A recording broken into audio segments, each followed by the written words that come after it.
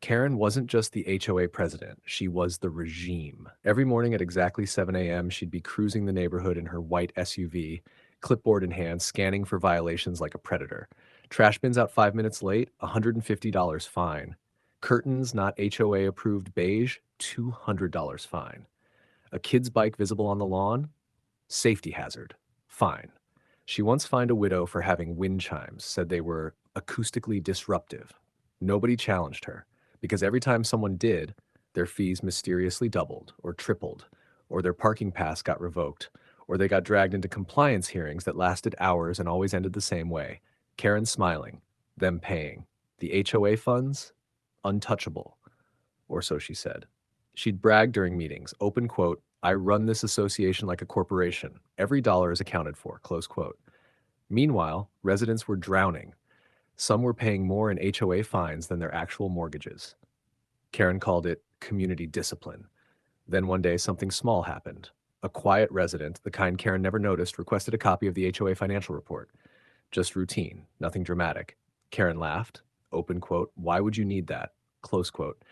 But for the first time in 3 years, she didn't. She didn't send it because buried deep inside those perfect finances was a line item she forgot about, a reimbursement from a resort in Maldives, filed under board conference. And that was just the first one. The quiet resident didn't stop after Karen ignored the request. They filed a formal audit petition. Karen told everyone it was a waste of time, said audits were for corrupt HOAs, not hers. So when the independent auditor walked into the next board meeting, Karen was still smirking until the screen turned on. First slide, HOA operating account, last 18 months. Nobody understood the numbers at first, just columns, transfers, categories. Then the auditor highlighted three expenses. $8,430, Four Seasons, Bora Bora, $6,200, Emirates First Class, $3,900, Yacht Charter, Dubai Marina. Category Board Travel and Strategic Planning. The room went dead silent.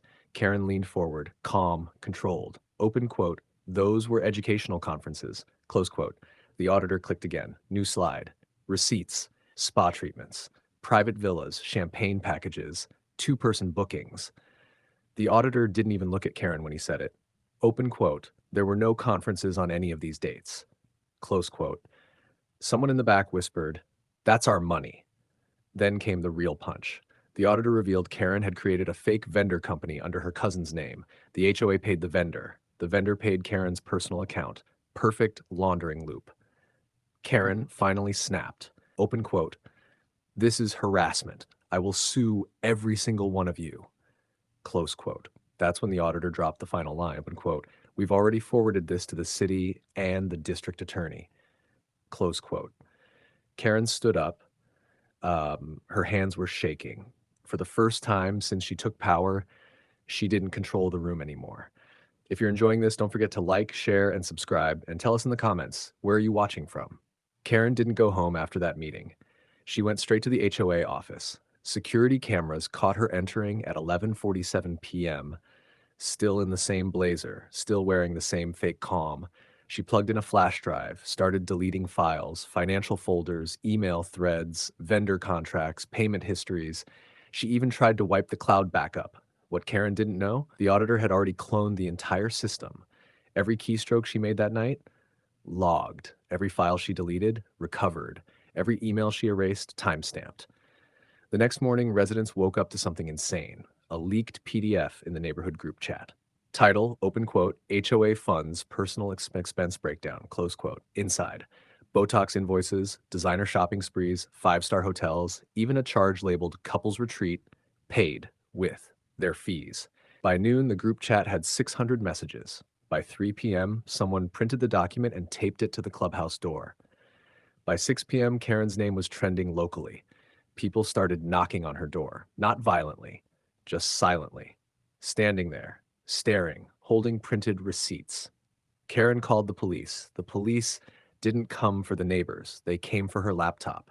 And that's when Karen realized something worse than being exposed. She wasn't being investigated by the HOA anymore. She was being investigated by the state, and the charges weren't civil. They were criminal. Thought she still had time. Time to spin the story, time to call a lawyer, time to blame the auditor, time to say it was all a misunderstanding. She was wrong. Two unmarked cars pulled up in front of her house at 6:12 a.m. No sirens, no drama, just quiet.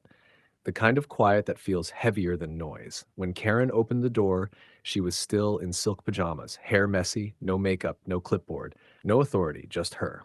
The officer said her name once, then showed the warrant. Wire fraud, embezzlement, identity misuse, obstruction of justice. She tried to laugh. Open quote, "This is insane. I run an HOA." Close quote.